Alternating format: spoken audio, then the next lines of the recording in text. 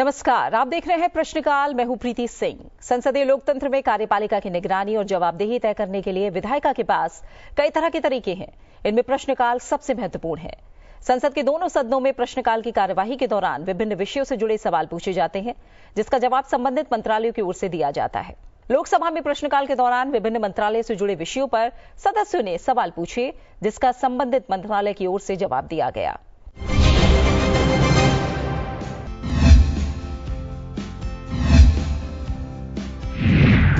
आज के कार्यक्रम का पहला सवाल जुड़ा है लोकसभा से। इस सवाल का संबंध है प्रधानमंत्री मत्स्य संपदा योजना के अंतर्गत जल कृषि पार्क से। इस सवाल को पूछा है लोकसभा सांसद डॉक्टर शिवाजी बांडप्पा कालगे, कलाबेन मोहन भाई देलकर, संदीपन राव आसाराम भुमरे और ज्ञानेश्वर पाटिल ने। इन सांसदों ने मत्स्य पालन, पशुपालन और डेयरी मंत्रालय से पूछा कि देश में प्रधानमंत्री मत्स्य संपदा योजना के अंतर्गत अब तक कितने जल कृषि पार्क स्थापित किए गए हैं। PMMSY के अंतर्गत महाराष्ट्र, दादर और नगर हवेली और मध्य प्रदेश में स्थापित और स्थापना के लिए प्रस्तावित परियोजनाओं का ब्यौरा क्या है और उनकी संख्या कितनी है। महाराष्ट्र में इस योजना से संबंधित कितने MSME लाभान्वित हुए हैं। पिछले 5 वर्षों के दौरान इस योजना के अंतर्गत आवंटित, संवितरित और उपयोग की गई निधि का ब्यौरा क्या है। क्या पिछले 5 वर्षों के दौरान इस योजना के प्रभाव के संबंध में कोई अध्ययन किया गया है। अगर हाँ, तो राज्यवार ब्यौरा क्या है।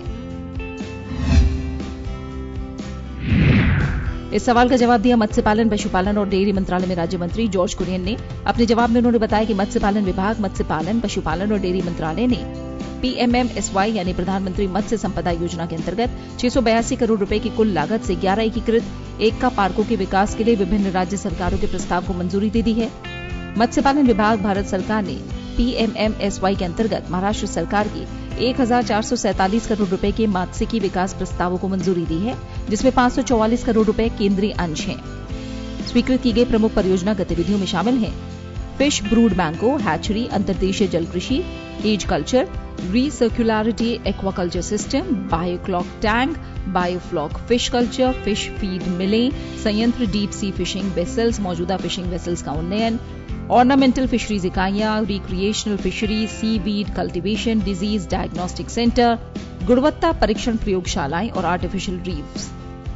पोस्ट हार्वेस्ट इंफ्रास्ट्रक्चर और कोल्ड चेन सुविधाओं को विकसित करने के लिए मत्स्य पालन विभाग भारत सरकार ने integrated modern fish landing centres के विकास, मेलेट बंदर फिशिंग हार्बर, अत्याधुनिक wholesale fish markets, ice plant, cold storage, fish marketing और फिश ट्रांसपोर्टेशन सुविधाओं के विकास के लिए महाराष्ट्र सरकार के प्रस्ताव को मंजूरी दी है। मत्स्य पालन विभाग भारत सरकार ने PMMSY के अंतर्गत मत्स्य की विकास गतिविधियों के लिए केंद्र शासित प्रदेश दमन, दीव और दादर और नगर हवेली के लिए 135 करोड़ रुपए की परियोजनाओं को मंजूरी दी है, जिनमें दीव के वनकबारा में एक स्मार्ट और इंटीग्रेटेड फिशिंग हार्बर का विकास, नए सी वीड बैंक की स्थापना, अंतर्देशीय जल कृषि, ऑर्नामेंटल फिश रियरिंग इकाइयां, cold storage, value added enterprise units, recreational fisheries, fish transport सुविधाएं, सागर मित्रों की तैनाती और मछुआरों का बीमा शामिल है। मत्स्य पालन विभाग भारत सरकार ने PMMSY के अंतर्गत पिछले 4 वर्षों 2020-21 से 2023-24 और वर्तमान वित्तीय वर्ष 2024-25 के दौरान 294 करोड़ रुपए के केंद्रीय अंश के साथ कुल 899 करोड़ रुपए की लागत से मध्य प्रदेश सरकार के मात्स्यिकी विकास प्रस्ताव को मंजूरी दी है। अनुमोदित प्रमुख गतिविधियों में हैचरी की स्थापना, रियरिंग और ग्रो आउट तालाबों का निर्माण, बायोफ्लॉक तालाब, जलाशयों में फिंगरलिंग्स का भंडारण, ऑर्नामेंटल और रिक्रिएशनल फिशरीज का विकास, recirculatory aquaculture system, biofloc tank, जलाशयों में केज, खुले जल निकायों में pen culture, cold storage, ice plants का निर्माण, रेफ्रिजरेटेड वाहन, इंसुलेटेड वाहन, live fish vending centre, fish vending के लिए ई रिक्शा सहित आइस बॉक्स के साथ 2 व्हीलर और 3 wheeler, fish feed mills, plant, fish retail markets, fish kiosk, fish value add units, रोग निदान और गुणवत्ता परीक्षण प्रयोगशालाएं, मत्स्य सेवा केंद्र, आजीविका और पोषण सहायता और इंटीग्रेटेड एक्का पार्क शामिल हैं। महाराष्ट्र सरकार ने सूचित किया है कि महाराष्ट्र में PMMSY योजना के अंतर्गत 3 MSME लाभार्थियों को लाभान्वित किया गया है। मत्स्य पालन विभाग, मत्स्य पालन, पशुपालन और डेयरी मंत्रालय ने पिछले 4 वर्षों 2020-21 से 2023-24 और वर्तमान वर्ष 2024-25 के दौरान प्रधानमंत्री मत्स्य संपदा योजना के अंतर्गत विभिन्न राज्य सरकारों, केंद्र शासित प्रदेश और अन्य कार्यान्वयन एजेंसियों के मात्स्यिकी विकास प्रस्तावों को 8,926 करोड़ रुपए के केंद्रीय अंश के साथ 20,990 करोड़ रुपए की मंजूरी दी है। इस योजना के प्रभाव का मूल्यांकन करने के लिए एक स्वतंत्र एजेंसी के माध्यम से मूल्यांकन अध्ययन कराया गया है।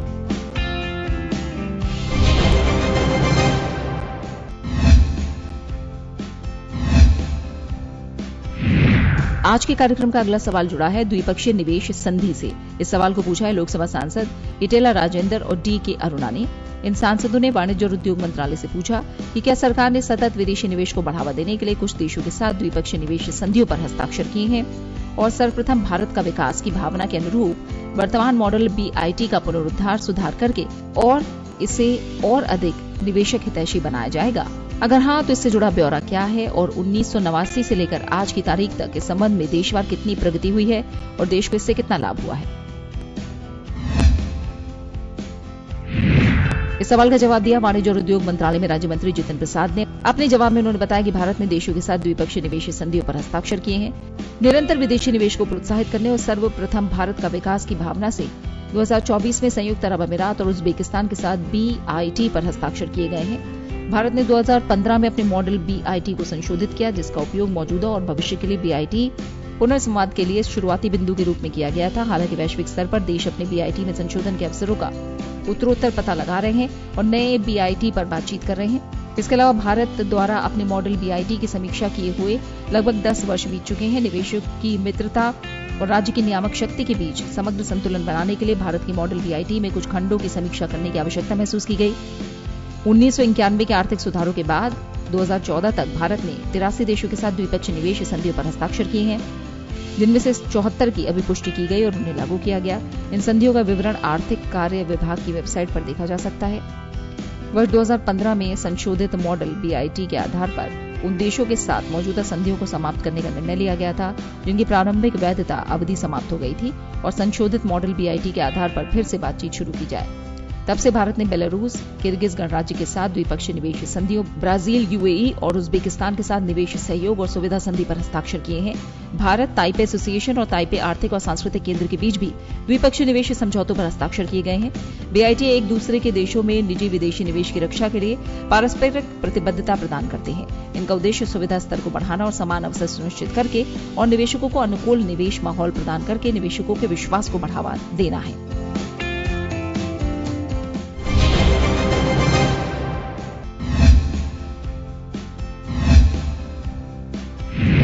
आज के कार्यक्रम का अगला सवाल जुड़ा है अंबेडकर हस्तशिल्प विकास योजना से। सवाल को पूछा है लोकसभा सांसद मड्डला गुरुमूर्ति ने।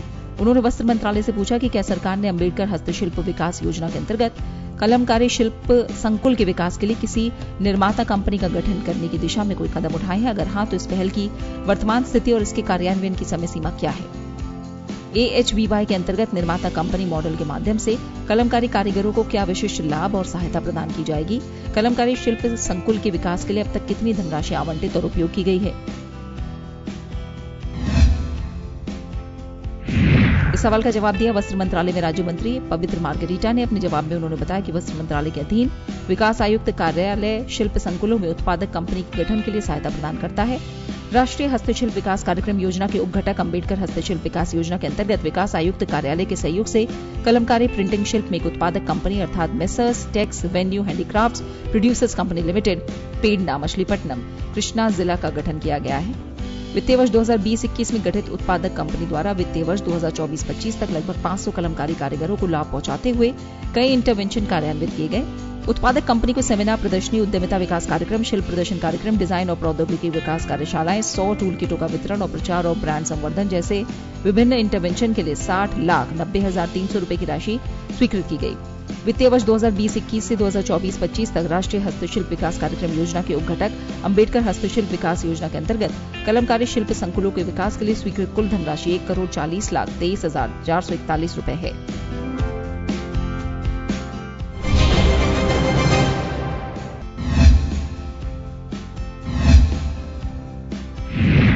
आज के कार्यक्रम का अगला सवाल जुड़ा है घरेलू खाद्य पाम तेल परिशोधकों के राजस्व से।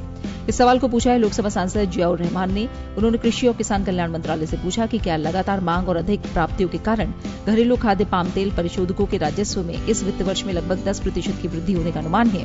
क्या अनुकूल कीमतों और निरंतर शुल्क मुक्त आयातों के कारण इसकी प्रचालनगत लाभप्रदता 40 से 50 आधार बिंदु बढ़कर लगभग 3.5% होने की संभावना है। अगर हाँ तो ब्यौरा क्या है, अगर नहीं तो इसके कारण क्या है। सरकार द्वारा तिलहनों के घरेलू उत्पादन को सुदृढ़ करने के लिए क्या कदम उठाए गए हैं या उठाए जा रहे हैं। इस सवाल का जवाब दिया कृषि और किसान कल्याण मंत्रालय में राज्य मंत्री रामनाथ ठाकुर ने। अपने जवाब में उन्होंने बताया कि घरेलू खाद्य पाम ऑयल परिशोधकों की राजस्व वृद्धि वैश्विक पाम ऑयल की कीमतों, घरेलू मांग और परिशोधन मार्जिन सहित कई कारकों से प्रभावित होती है। देश में खाद्य पाम ऑयल की लगातार मांग रही है, इसलिए राजस्व वृद्धि और प्रचालनगत लाभप्रदता में सुधार के लिए विशिष्ट अनुमान मार्केट डायनेमिक्स और परिशोधक की प्रचालन दक्षता पर निर्भर करते हैं। हालांकि घरेलू ऑयल पाम सेक्टर का समर्थन करने के लिए सरकार ने 14 सितंबर 2024 से कच्चे पाम ऑयल पर 27.5% और रिफाइंड पाम ऑयल पर 35.75% का प्रभावी आयात शुल्क शुरू किया है। तिलहन के घरेलू उत्पादन को सुदृढ़ बनाने के लिए सरकार ने राष्ट्रीय खाद्य तेल मिशन तिलहन शुरू किया है, जिसका मकसद घरेलू तिलहन उत्पादन को बढ़ावा देना है। खाद्य तेल उत्पादन में आत्मनिर्भरता की दिशा में प्रयास करने के लिए 10,103 करोड़ रुपए के परिव्यय के साथ इसे 2024-25 से 2030-31 तक 7 वर्ष की अवधि के लिए पूरे देश में लागू किया जाएगा।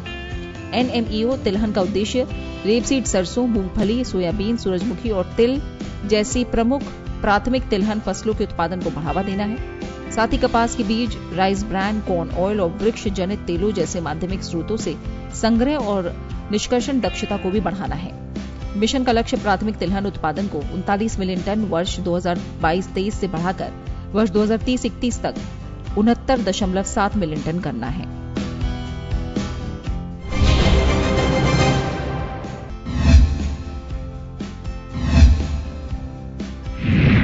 आज के कार्यक्रम का अगला सवाल जुड़ा है नई सहकारी नीति से। सवाल को पूछा है लोकसभा सांसद कोटा श्रीनिवास पुजारी ने। उन्होंने सहकारिता मंत्रालय से पूछा कि नई राष्ट्रीय सहकारी नीति के मुख्य उद्देश्य क्या है।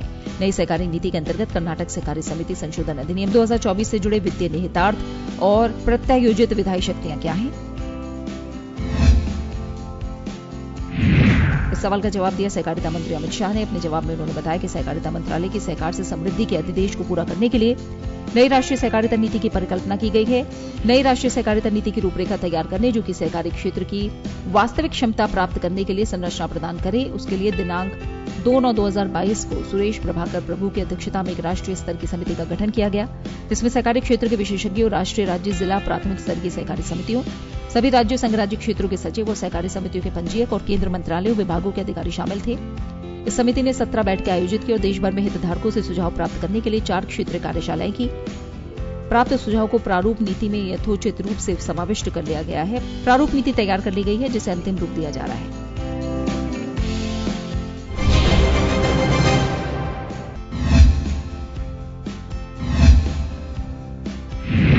आज के कार्यक्रम का अगला सवाल जुड़ा है स्वामित्व योजना के अंतर्गत भू मानचित्रण से।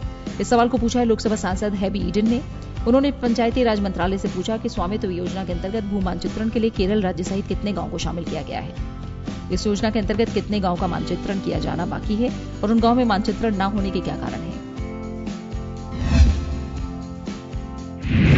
इस सवाल का जवाब दिया पंचायती राज मंत्रालय में राज्य मंत्री प्रोफेसर SP सिंह बघेल ने। अपने जवाब में उन्होंने बताया कि स्वामित्व योजना के अंतर्गत भूमि मानचित्रण के लिए 3.45 लाख गांवों को शामिल किया गया है, जिनमें केरल राज्य के 1550 गांव शामिल हैं।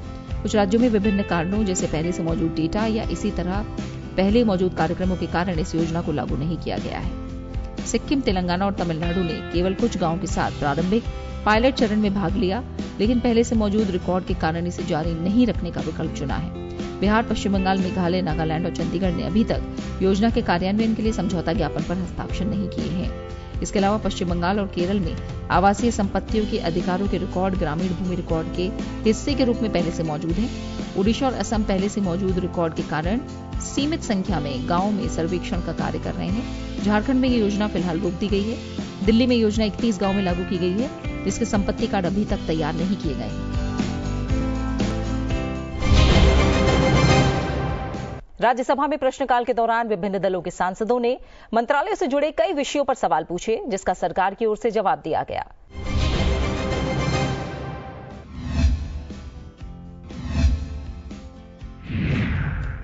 आज के कार्यक्रम में अब सवाल राज्यसभा से जुड़े हुए। ये सवाल है टीबी मुक्त भारत अभियान से जुड़ा हुआ। इस सवाल को पूछा है राज्यसभा सांसद राजीव भट्टाचार्य जी, गीता उर्फ चंद्रप्रभा और मदन राठौड़ ने। इन सांसदों ने अपने सवाल में स्वास्थ्य और परिवार कल्याण मंत्रालय से पूछा कि सूक्ष्म, लघु और मध्यम उद्यम मंत्रालय टीबी मुक्त भारत अभियान में कौन सी विशिष्ट भूमिकाएं और जिम्मेदारियां निभाएगा, ताकि चिन्हित जिलों के प्रभावी कार्यान्वयन और पहुंच सुनिश्चित की जा सके। मंत्रालय इस अभियान में जागरूकता और भागीदारी के स्तर को अधिकतम करने के लिए एमएसएमई संघों और क्षेत्रीय कार्यालयों के साथ किस तरह समन्वय करने की योजना बना रहा है। इन जांच शिविरों के माध्यम से टीबी का उपचार करा रहे एमएसएमई कामगारों को किस प्रकार की चिकित्सा सहायता और अनुवर्ती देखभाल सेवा प्रदान की जाएगी। एमएसएमई मंत्रालय के साथ ये सहयोग संपूर्ण सरकारी दृष्टिकोण का दृष्टांत कैसे है और मंत्रालय इस साझेदारी से किन परिणामों की अपेक्षा करता है। इस सवाल का जवाब दिया स्वास्थ्य और परिवार कल्याण मंत्रालय में राज्य मंत्री अनुप्रिया पटेल ने। अपने जवाब में उन्होंने बताया कि स्वास्थ्य और परिवार कल्याण मंत्रालय और सूक्ष्म लघु और मध्यम उद्यम मंत्रालय ने सभी राज्यों संघराज्य क्षेत्रों में टीबी उन्मूलन की दिशा में राष्ट्रीय अनुक्रिया को सुदृढ़ करने के लिए सहयोगात्मक कार्रवाई को सुविधाजनक बनाने पर सहमति व्यक्त की है। टीबी मुक्त भारत अभियान के दौरान अभियान वाले जिलों में कमजोर आबादी के बीच जागरूकता बढ़ाने और उन्हें संगठित करने के लिए एमएसएमई द्वारा निभाई जाने वाली विशिष्ट जिम्मेदारियां भी उन्होंने साझा की, जिनमें अभियान में एमएसएमई के सभी कार्यालयों, संस्थानों और संबद्ध संगठनों को सहभागी बनाना, क्षेत्र कार्यालयों सहित सभी कार्यालयों में आईईसी सामग्री का प्रदर्शन, टीबी के बारे में सभी कर्मचारियों को जागरूक करना, सभी संगठनों, कार्यालयों, संस्थाओं में निक्षय शपथ लेना, राज्य जिला स्वास्थ्य विभाग के सहयोग से एमएसएमई और औद्योगिक केंद्रों में निक्षय शिविर, सोशल मीडिया पर जागरूकता संदेशों का प्रसार, एमएसएमई के विभिन्न संगठनों और संस्थानों के साथ निक्षय मित्रों के पंजीकरण को प्रोत्साहित करना, अभियान के दौरान निदान में पाए गए सभी टीबी रोगियों, जिनमें एमएसएमई कार्यकर्ता भी शामिल हैं, इन्हें संबंधित राज्य जिला स्वास्थ्य विभाग द्वारा निःशुल्क उपचार और उचित स्वास्थ्य परिचर्या से जोड़ा जाता है। ये सहयोग स्वास्थ्य संबंधी व्यवहार में सुधार, टीबी का जल्द पता लगाने, पहचाने गए मामलों का उचित उपचार और नए मामलों को रोकने के लिए समग्र सरकारी दृष्टिकोण के साथ टीबी उन्मूलन की दिशा में राष्ट्रीय लक्ष्यों को प्राप्त करने के सरकारी प्रयासों का पूरक है।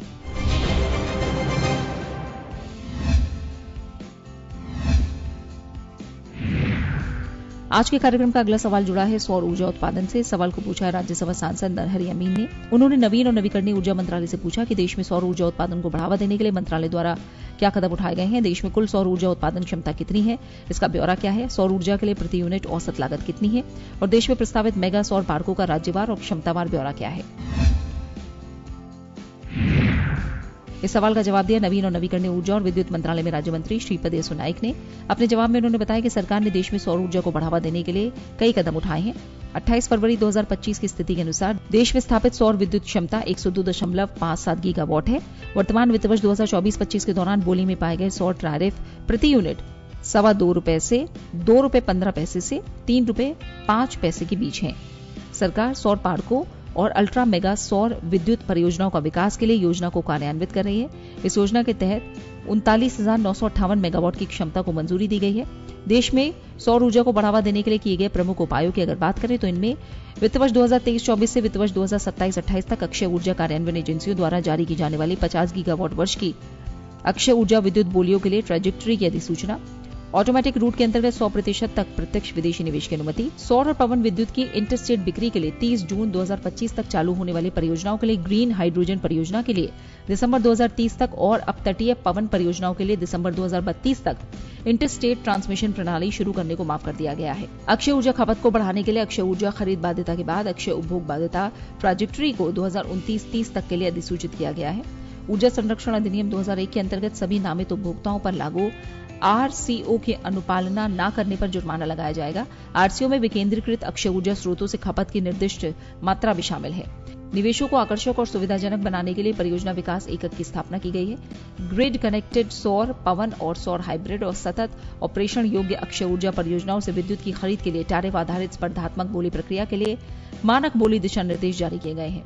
प्रधानमंत्री किसान ऊर्जा सुरक्षा और उत्थान महाअभियान, पीएम सूर्य घर मुफ्त बिजली योजना, राष्ट्रीय उच्च दक्षता सौर पीवी मॉड्यूल कार्यक्रम, राष्ट्रीय ग्रीन हाइड्रोजन मिशन जैसी योजनाएं शुरू की गई हैं।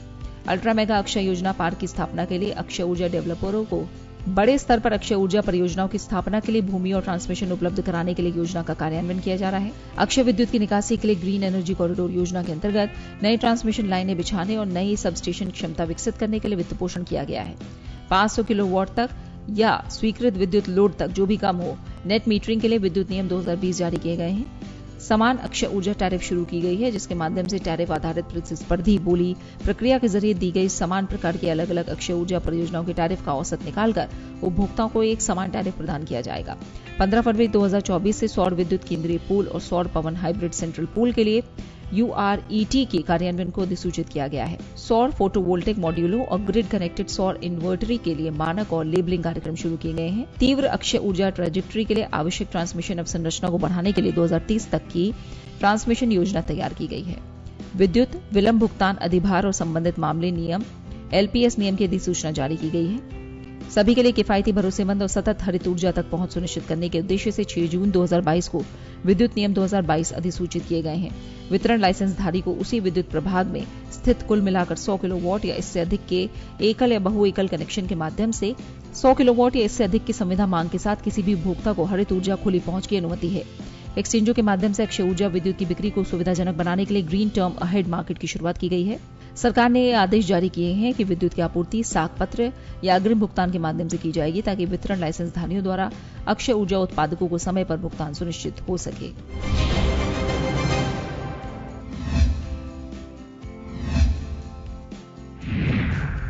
आज के कार्यक्रम का अगला सवाल जुड़ा है एक राष्ट्र एक बंदरगाह से। इस सवाल को पूछा है राज्यसभा सांसद डॉक्टर भीम सिंह ने। उन्होंने पत्तन, पोत, परिवहन और जलमार्ग मंत्रालय से पूछा कि एक राष्ट्र एक बंदरगाह पहल देश के प्रमुख बंदरगाहों में प्रलेखन और प्रक्रियाओं में विसंगतियों को समाप्त करने में किस प्रकार सहायक होगी और इस योजना के कार्यान्वयन से अनुमानित लागत में कितनी कमी आएगी।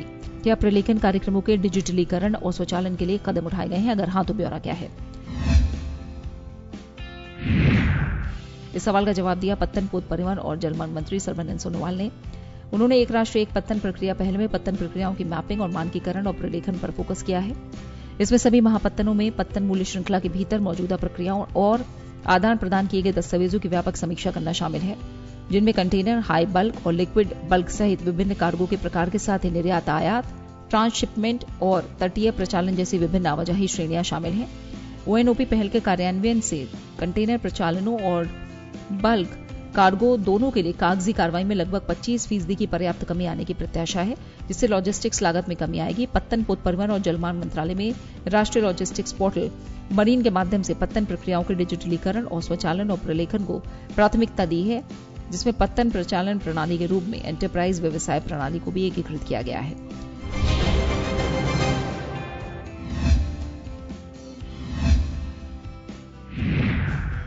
आज के कार्यक्रम का अगला सवाल जुड़ा है शून्य शेष खातों से।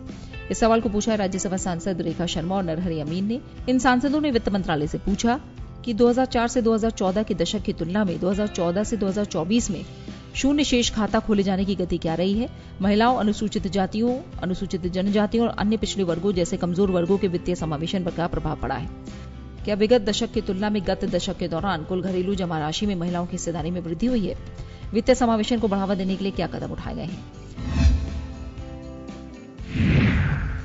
इस सवाल का जवाब दिया वित्त मंत्रालय में राज्य मंत्री पंकज चौधरी ने। उन्होंने बताया कि भारतीय रिजर्व बैंक ने 2005 में वित्तीय समावेशन के महती उद्देश्य को प्राप्त करने के लिए सभी बैंकों को बिना किसी न्यूनतम शेष राशि वाले बेसिक बैंक खाता उपलब्ध कराने की सलाह दी थी। इसका उद्देश्य आबादी के बड़े हिस्से के लिए इस प्रकार के खाते को सुलभ कराना है। मार्च 2014 की स्थिति के अनुसार देश में 31,230 करोड़ की जमा शेष राशि के साथ बेसिक बचत बैंक जमा खातों की कुल संख्या 24.3 करोड़ थी। बैंकिंग सुविधा से वंचितों को बैंकिंग सेवा प्रदान करने, आरक्षितों को सुरक्षा प्रदान करने, गैर वित्त पोषितों को वित्त पोषण प्रदान करने के मार्गदर्शी सिद्धांतों के आधार पर बैंकिंग सुविधा से वंचित प्रत्येक परिवार को सर्वसुलभ बैंकिंग सेवा उपलब्ध कराने के लिए अगस्त 2014 में राष्ट्रीय वित्तीय समावेशन मिशन नाम की प्रधानमंत्री जनधन योजना का शुभारंभ किया गया था।